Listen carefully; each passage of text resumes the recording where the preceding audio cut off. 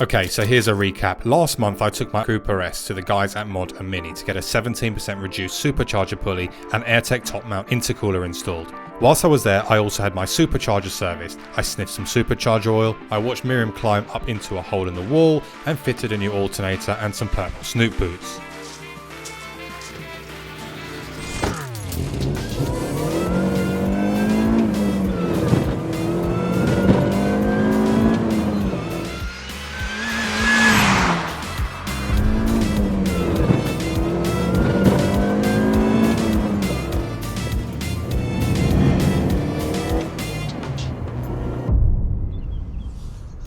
Today we take it on its first drive, although this isn't really its first drive, as I've had it like this for nearly a month to be fair. But I've put this video off slightly just because I've had a little bit of a slight issue, which I'll talk about pretty shortly anyhow. But we'll take it out for a spin.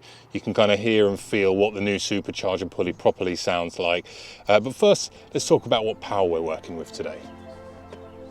My R53 is a facelift model, so it runs 170 brake horsepower. It will do 0 to 60 in 7 seconds. Standard car sounds great with the supercharger whine, but how about now with the mods? Well, I have no idea how much power it's running, but it should be around 190 brake horsepower with the reduced pulley and the intercooler. It will do 0 to 60 a bit quicker, and the supercharger whine is bloody brilliant. Not the most technical update, but I know you get the gist.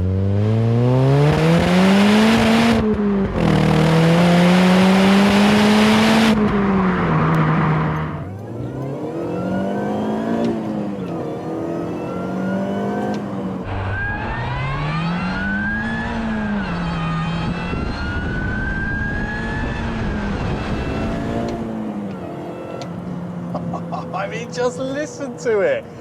Listen to it. It sounds so awesome. Man, that supercharger whine is so much louder now. It's just, oh, it's incredible.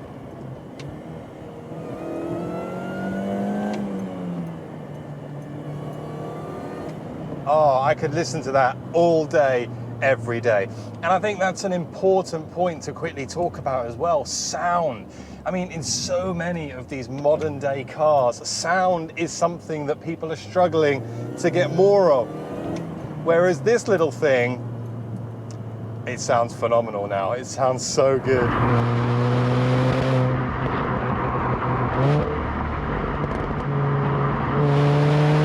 So with the 17 reduced pulley, one of the main things to be mindful of is temperatures when you get to the higher end of the RPM. The smaller the pulley, the higher temperatures you get, and the higher the risk of, I think it's pulling timing when you get towards the top end of the rev range. So it's key to keep the engine as cool as possible, hence why we've got the intercooler. The 17-inch pulley and the AirTech intercooler should, in theory, be a good marriage per se, which will allow the temperatures to stay within a reasonable amount to not pull timing. But one of the things that I do find myself doing more of is just changing gear much earlier, because you do have much more low down torque, which is so much fun. It's brilliant. I mean, look, foot to floor, second gear.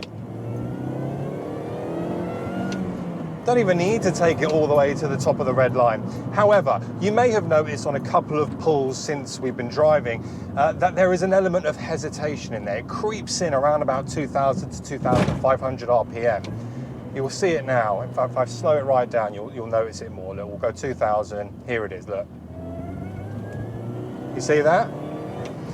So that happened when we installed the pulley, and I haven't really done a first drive review of this car, mainly because I was waiting to get it sorted out. Now, Mod and Mini and myself, we kept pushing dates back, which obviously has meant that this video has come back later, but I thought I'd share it with you anyway. I like being open and transparent, and it's not a game changer. I can still drive the car at probably 80% of the power. I mean, it's just amazing, isn't it? Speaking to the guys at Mod and Mini, they believe it could be one of the snoot boots not being properly installed, which could be causing the hesitation, but we'll find out soon enough when I go back to visit them. In terms of how the R53 feels to drive now, it's difficult to give a full explanation as I haven't really been able to get the most out of the car at lower RPM where most of the torque is, but soon enough we will. But when it does get going, however, even in current form with a little bit of hesitation, it sounds and feels so good.